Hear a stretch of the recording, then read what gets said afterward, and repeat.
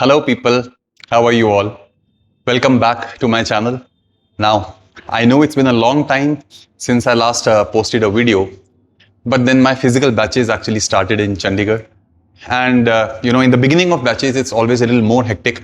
But from now on, I'll try and make regular videos just like earlier. और सिर्फ एक ही फंडा है हमेशा की तरह to solve the most difficult problems of physics in the easiest possible way with no overhyping, no foo-fa, nothing, just plain pure physics.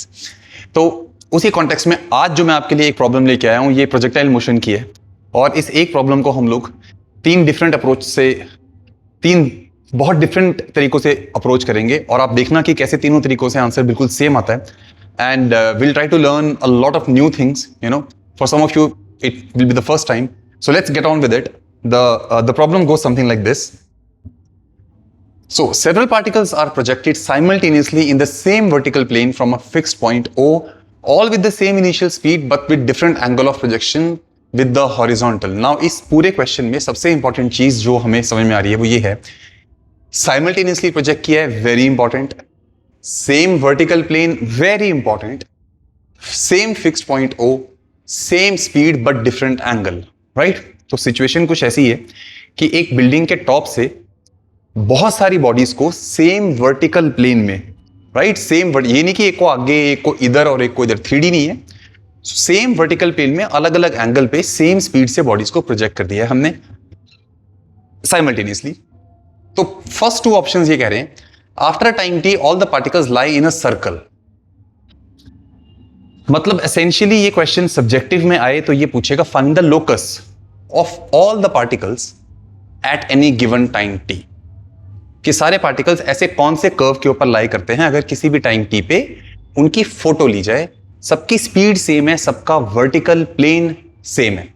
तो situation all in all कुछ ऐसी दिखाई देगी हमें कि एक बिल्डिंग है, इसके टॉप से हमने सेम स्पीड u से साइमल्टेनियसली बहुत सारे पार्टिकल्स को प्रोजेक्ट कर दिया है और हमें बताना है किसी टाइम t पे ये लोग कहां लाई करेंगे, सारे के सारे at a given time t. तो इसका जो पहला मेथड है वो सबसे ट्रेडिशनल मेथड है, that is how we find the locus in general mathematics also. तो मान लो अगर कोई भी एक जनरल प्रोजेक्टाइल हम ले लें जिसका हॉरिजॉन्टल से एंगल थीटा था, तो किसी भी टाइम पे उसका एक्स कोऑर्डिनेट कितना होएगा, u cos थीटा t, और y कोऑर्डिनेट होगा u sin theta t plus half a t square. So I am taking the y axis in the upward direction. अब यहां पे ना बस यार जब हम लोकस निकाल रहे होते हैं तो देखो सारे पार्टिकल्स के लिए स्पीड सेम है. जब आप किसी भी टाइम पे फोटो खींच रहे हो मान लो इनकी, तो सबके लिए टाइम भी सेम हो जाएगा. तो बस सिर्फ इतना हमें ऐसे क्वेश्चन में समझना होता है कि वो कौन सा पैरामीटर है जो सबके लिए वेरिएबल है जिसको हमें एलिमिनेट करके इक्वेशन निकालनी है, दैट्स इट.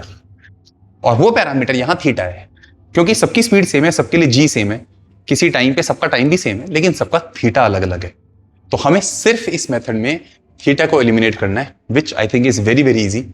कि एक्स तो एज इट इज है ही, यहां से हम लोग इस जी टी स्क्वायर के फैक्टर को यहां ले आते हैं, तो y plus half g t square is equal to u sin theta t. So this becomes your first and this becomes your second equation. And the moment you square and add them, उधर से आ जाएगा x square, इधर से आ जाएगा y plus half g t square का whole square, और जब इसको स्क्वायर करके ऐड करोगे तो u square into t square बन जाएगा, which is basically u t का होल स्क्वायर. अब इतनी मैथ्स तो हम सब लोग जानते ही हैं. वंस अगेन मैं आपको एक बात समझा दूं, टाइम वेरिएबल नहीं है यहां. वैसे टाइम वेरिएबल है लेकिन किसी टाइम पे जब आपने फोटो खींच ली तो वो सारे पार्टिकल्स के लिए टाइम सेम हो गया है. तो अगर टाइम सबके लिए सेम है, सो this becomes equation of a circle. और उस सर्कल का x कोऑर्डिनेट 0 है और y कोऑर्डिनेट सर्कल के सेंटर का minus half g t square है. ये इसका सेंटर है और ये यू टी जो है ये इसका रेडियस है.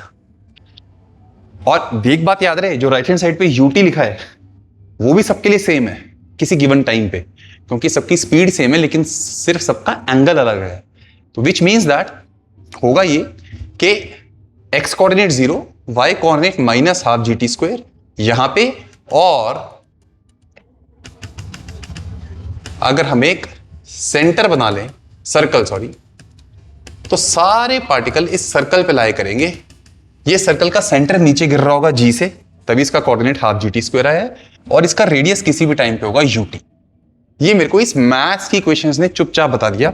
अब अगर हम ऑप्शंस पे जाएं तो आप देखो फर्स्ट ऑप्शन क्या बोल रहे हैं।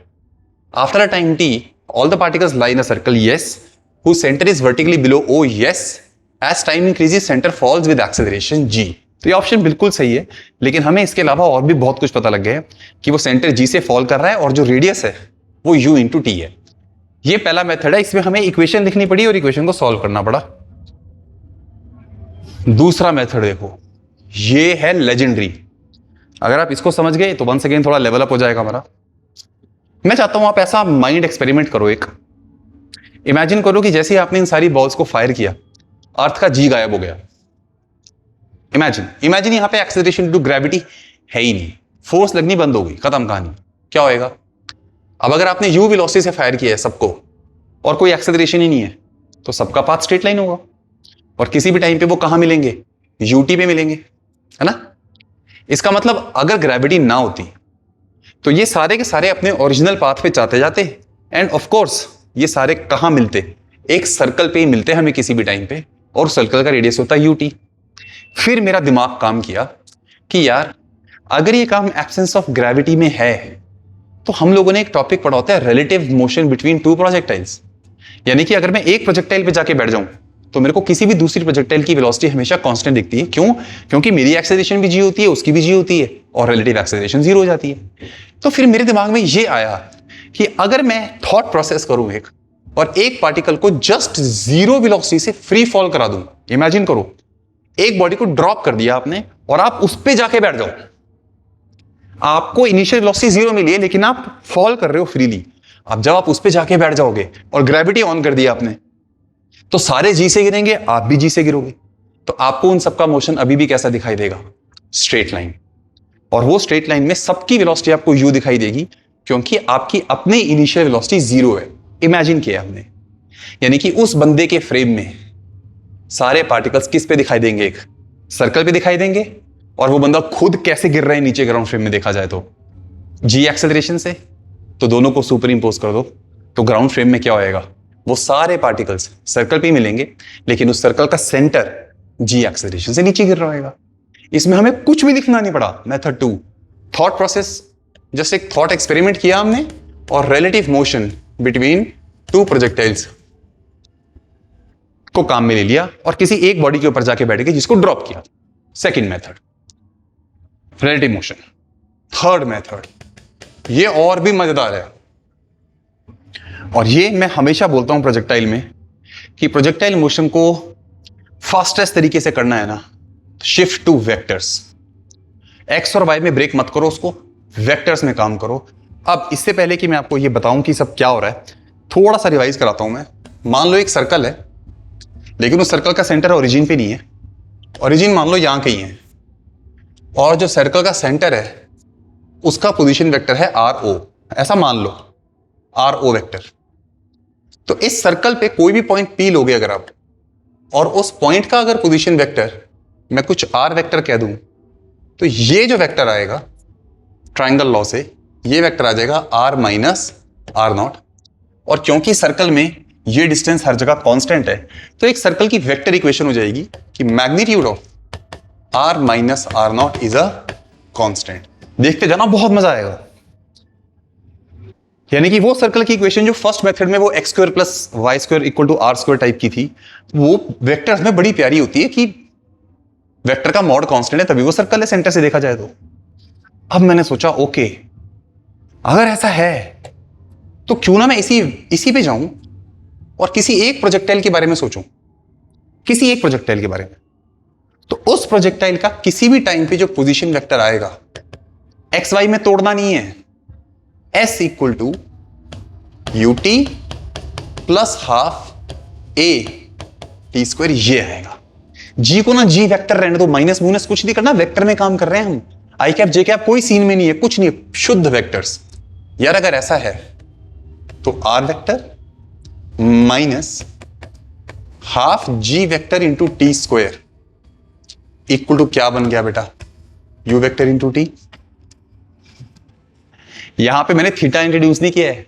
यहां वेक्टर फॉर्म में देखा जाए तो सबकी इनिशियल वेलोसिटी का वेक्टर अलग अलग है क्योंकि सबकी डायरेक्शन अलग है, लेकिन सबका मॉड तो सेम है। जैसे ही आप यहां एक मॉड लोगे, ये टी बाहर आ जाएगा और सबका यू का मॉड क्या है, सेम है, r vector minus r naught vector is a constant. और मैंने अभी बोला कि r vector minus r naught vector का मॉड कांस्टेंट हो तो वो एक सर्कल होता है जिस सर्कल के सेंटर का पोजीशन वेक्टर कितना है, हाफ जी टी स्क्वायर। अब ये वेक्टर पता कैसे आएगा, देखो जी वेक्टर तो डाउनवर्ड होता है, तो हाफ जी टी स्क्वायर ऐसा वेक्टर आएगा, यानी कि वो एक ऐसा सर्कल है जिसका सेंटर इस वेक्टर पे लाई करता है, यानी कि यहां, और जिसका रेडियस यूटी है यहां। That's it. यहां पे हमने सर्कल की वेक्टर इक्वेशन यूज कर ली है और प्रूव कर दिया है कि this vector r minus r naught is a constant. तीनों ही मेथड से हमने प्रूव ये किया कि सेम वर्टिकल प्लेन पे अगर आप बॉडीज को फायर करते हो at any given time they will lie on the vertices of a circle. Everybody clear with this thing? तो ये आज का क्वेश्चन था, अच्छे से रिवाइज करना and I will see you very soon next. Keep liking and subscribing. Thank you so much. Thank you.